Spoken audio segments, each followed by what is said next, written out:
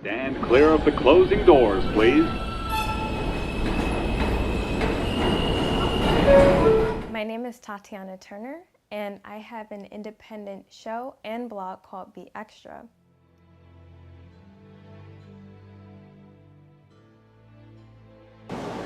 So guys, this is Chance. This is the extraordinary person I've been talking about. His name is Diego Leon. His name is Wally Burgos, also known as Wally World.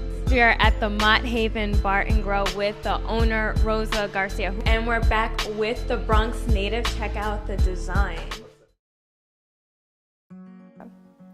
What BXTRA stands for Bronx Extraordinary. And what it basically does is a platform that highlights extraordinary people doing extraordinary things in the Bronx. That they could be business owners, they could be community organizers, activists, politicians. It's very broad. What inspired me to do BXTRA was actually leaving the Bronx. So I went to 2 colleges. The first one was Mount St. Mary's University in Emmitsburg, Maryland.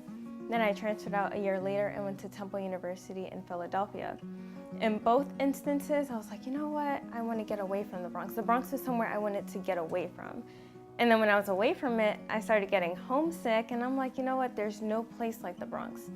I also started hearing people say, oh, where are you from? And I would proudly say, well, I'm from the Bronx. And they would say, isn't that place dangerous? Isn't that place violent? Doesn't that place have a lot of crime? And I was like, no, that's not the Bronx that I was raised up in. And of course, you know, wherever you live, it has its upsides and its downsides, but for the most part, it's extraordinary.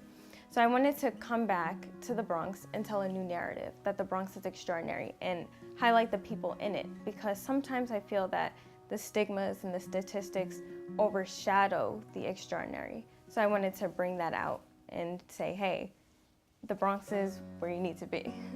On behalf of BXTRA, I've been doing this for about 8 months now, so I started in August of 2017.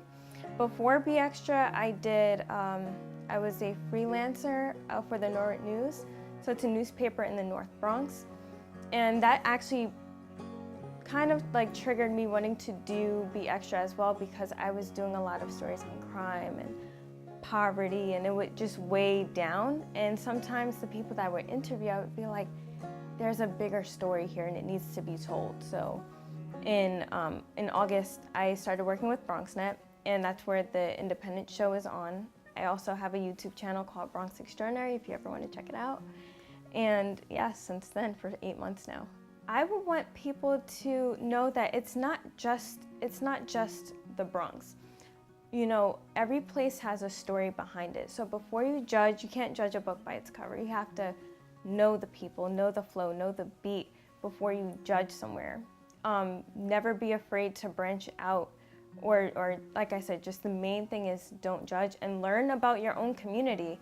Even though I've lived here my whole life, 22 years, I didn't even know how fabulous the borough was until I actually started doing BXTRA and meeting with people and going to places I've never been to before.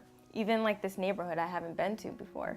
So I think that's the thing. Learn about your community and don't be afraid to learn about other people's community as well. The advice that I would give is, one, think outside of the box.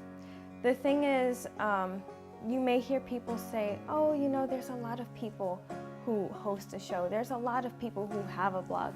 Be different. Think outside of the box. How do you want to cover it? What story do you want to tell? Hone in on that, and you'll be fine. The other thing is do it and go for it. If this is your dream, if this is something that you want to do, don't let anything or anyone stop you from doing that. Just go ahead. This was definitely a leap of faith for me, for example. I had never been behind the camera before, or in front of the camera, so I'm doing both sometimes. I'm behind and in front. I only did print. So, and another thing is that I'm a pretty shy person, I'm an introvert, and I was always afraid to tell people that I wanted to be in front of the camera one day.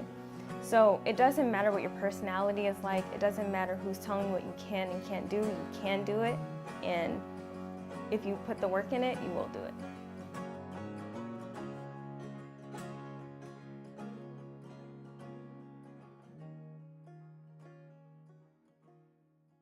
I love the studio. It feels very like home. It doesn't feel like a studio. I love studios that don't feel like a studio. And for the Bronx, I think what people can do is just even like support places like it. I think this is something that can definitely expand. It can grow. And like I said, it has a homely feel to it. So I think it makes people more comfortable. It's very familiar. When you step into the studio, you know you're in the Bronx, and it feels very extraordinary. Dope. Thank you. Thank Of you course. so much. That was great. Yes. Oh, you got interviewed. I got interviewed for the first time.